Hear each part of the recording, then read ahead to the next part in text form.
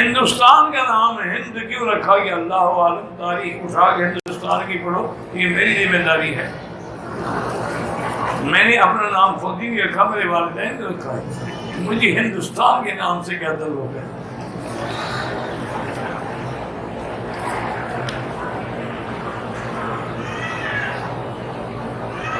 اسی لیے ایک دفعہ میں ایک یونیورسٹی میں لیکچر تھا، تو وہ یونیورسٹی میں آپ جانتے ہیں نا مخلوط تعلیم ہوتی ہے، مسلمان بھی، سکھ بھی، ہندو بھی، انگریز بھی، سب بہت بڑی یونیورسٹی تھی جانسبرگ کی۔ تو ایک ہندو نے سوال لکھا، ہندو لڑکے، کہ نعوذ باللہ معلوم ہوتا ہے کہ مسلمانوں کا خدا ریاضی میں کمزور ہے، حساب کتاب نہیں جانتا، کہ اس نے جب حضور پاک کو خاتم نبوت اور عالمی نبی بنا کے بھیجا تو مکے میں بھیجا جہاں کی آبادی جو ہے وہ ہزاروں پر بھی نہیں تھی، سینکڑوں پر تھی۔ اس وقت بھی ہندوستان کی آبادی ہزاروں پر تھی۔ تو اگر اللہ پاک آپ کو بجائے عرب کے ہندوستان میں مبعوث فرماتے تو اور زیادہ لوگ جلدی مسلمان ہوتے اور آپ کا دین جو ہے وہ اور زیادہ جلدی دور تک پہنچتا۔ انہوں نے ایک ایسی جگہ بھیجا جب چند 100 آدمی رہتے تھے۔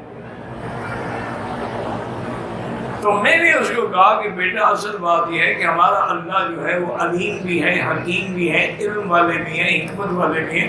وہ جانتے تھے کہ اگر میں حضور جیسا با کمال، با جمال، رحمت للعالمین، جس کے چہرے پر بھی نظر پڑے تو سورج چلتا ہوا نظر آئے، اگر ان کو آپ ہندوستان میں پیدا فرماتے آپ تو ان کو خدا بنا لیتے، نبی کا کام تو ویسے ہی نہ ہوتا۔ جو لوگ سانپ کو خدا بنا لیتے ہیں، گائے کو خدا بنا لیتے ہیں، جو لوگ جو ہیں ہر قسم کے دیوی دیوتا بنا لیتے ہیں، حضور کو معاف کرتے ان کو خدا بنا لیتے، اللہ کی توحید پھر کہاں گئی؟ اللہ نے ایسی جگہ نبی بھیجا ہے، مانے گا تو صدیق بنے گا اور انکار کرے گا تو ابو جہل بنے گا۔ ایسی ٹھوس قوم ہے پہاڑ کی طرح، ماننے پہ آئے تو صدیق و فاروق بن کے دکھا دیا اور انکار پہ آئے تو جناب ابھی جہل اور ابھی لہب بن کے دکھا دیا۔